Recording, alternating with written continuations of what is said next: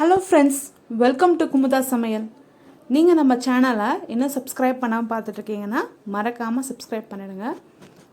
இன்றைக்கி நம்ம பண்ண போகிறது மட்டன் குழம்பு. இந்த சூப்பரான மட்டன் குழம்பு எப்படி செய்கிறதுன்னு பார்க்கலாம் வாங்க. இப்போது இன்றைக்கி ப்ரெஷர் குக்கரில் தான் மட்டன் குழம்பு செய்ய போகிறேன். இதே மாதிரி நீங்கள் ஓப்பன் பாட்லேயும் செய்யலாம். இதே மெத்தடை யூஸ் பண்ணி நீங்கள் நார்மலாக கறியை வேக வச்சுட்டு நான் பண்ணுற ப்ரொசீஜரே நீங்கள் நார்மலாக ஓப்பன் பாட்லேயும் செஞ்சலாம். இப்போது ஃபஸ்ட்டு ஒரு குக்கர் வச்சு பட்டை, கிராம்பு, ஏலக்காய் அதெல்லாத்தையும் சேர்த்துட்டு நல்லா வதக்கலாம். கல்பாசின்னு சொல்லுவேன், அதையும் சேர்த்துருக்குறேன். சேர்த்துட்டு கொஞ்சமாக தாளிக்கிறதுக்கு சின்ன சின்னதாக கட் பண்ணி வச்சுருக்கிறேன் வெங்காயத்தை சேர்த்துக்கிறேன். இன்றைக்கி 1/2 kg அளவுக்கு மட்டன் எடுத்து செய்ய போகிறேன் நான் இன்றைக்கி. ஸோ 1/2 kgக்கு 2 பெரிய வெங்காயம், அதில் கொஞ்சமாக எடுத்து தாளிக்கிறதுக்கு மட்டும் எடுத்து தாளிக்கிறேன். கருவேப்பிலை சேர்த்துக்கலாம். இஞ்சி பூண்டு பேஸ்ட் சேர்த்துக்கோங்க. சேர்த்துட்டு நல்லா வதங்கினதுக்கப்புறமா மஞ்சத்தூள் ஆட் பண்ணிக்கிறேன்.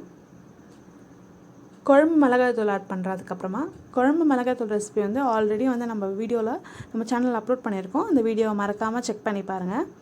இந்த மாதிரி ஆயிலே இந்த மிளகாய்த்தூளை ஃப்ரை பண்ணும் போது பார்த்திங்கன்னா ஒரு ஃப்ளேவர் நல்லாயிருக்கும் ரொம்ப. ஸோ அதுக்காக தான் இந்த மாதிரி ஆயிலில் ஃப்ரை பண்ணுறோம். இதுக்கப்புறமா கொஞ்சமாக ஆயில் சேர்த்துட்டு நல்லா வதக்கி விட்டதுக்கப்புறமா நம்ம க்ளீன் பண்ணி வச்சுருக்கிற மட்டனையும் சேர்த்துக்கலாம்.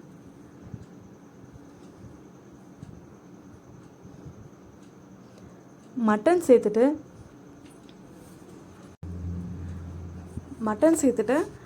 நான் சின்ன சின்னதாக கட் பண்ணி வச்ச உருளைக்கிழங்கை சேர்த்துக்கிறேன். நல்லா தோல்லாம் சீவிட்டு சேர்த்துக்கிறேன். இது ஆப்ஷனல் தான், நீங்கள் வேணான்னா ஸ்கிப் பண்ணிடலாம்.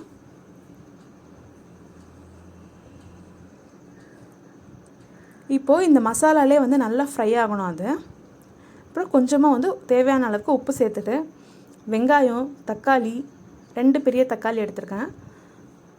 தேங்காய் ஒரு 3 பீஸ் அளவுக்கு தேங்காய் எடுத்துருக்கிறேன்.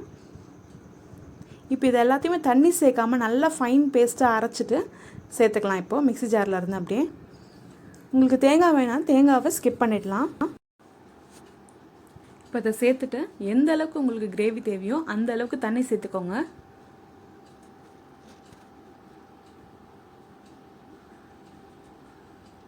தண்ணி சேர்த்துட்டு நல்லா மிக்ஸ் பண்ணி விட்டுட்டு மட்டன் மசாலா சேர்த்துக்கலாம். அந்த மிக்ஸி ஜாரையும் அலசி ஊற்றிட்டேன். மட்டன் மசாலா நீங்கள் எந்த பிராண்ட்னாலும் யூஸ் பண்ணிக்கலாம், இல்லை நீங்கள் வீட்டிலே அரைச்சிருந்தாலும் ஓகே.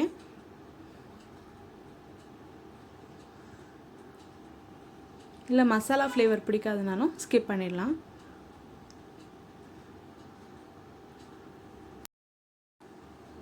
இப்போ மசாலா சேர்த்துட்டு மட்டன் மசாலா சேர்த்துட்டு நல்லா மிக்ஸ் பண்ணி விட்டுட்டு உப்பு காரம்லாம் செக் பண்ணிவிட்டு க்ளோஸ் பண்ணி விட்டுருங்க. க்ளோஸ் பண்ணி விட்டுட்டு ஒரு 5 to 6 விசில் விடுங்க. அது உங்கள் குக்கரை பொறுத்து.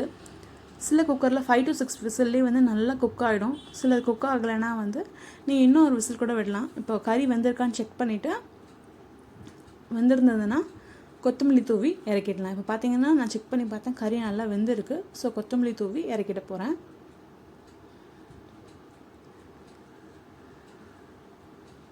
அவ்வளோதான் ஃப்ரெண்ட்ஸ், ஒரு சூப்பரான மட்டன் குழம்பு சீக்கிரமாகவே ரெடி ஆகிடுச்சு. இது நீங்கள் திக்காக செய்யணும் அப்படின்னாலும் இந்த மாதிரி செஞ்சுக்கலாம். இல்லை எனக்கு ரொம்ப திக்காக வேணாம், கொஞ்சம் தண்ணியாக வேணும் அப்படின்னா தக்காளியை அரைக்காமல், தக்காளி வெங்காயம் தக்காளியை அரைக்காமல் அப்படியே செய்யுங்க. அப்போ கொஞ்சம் தண்ணியாக இருக்கும். என்னோட ஆல்ரெடி சிக்கன் குழம்பு ரெசிபி நம்மளோட சேனலில் அப்லோட் பண்ணியிருக்கோம். அதையும் மறக்காமல் செக் பண்ணி பாருங்கள்.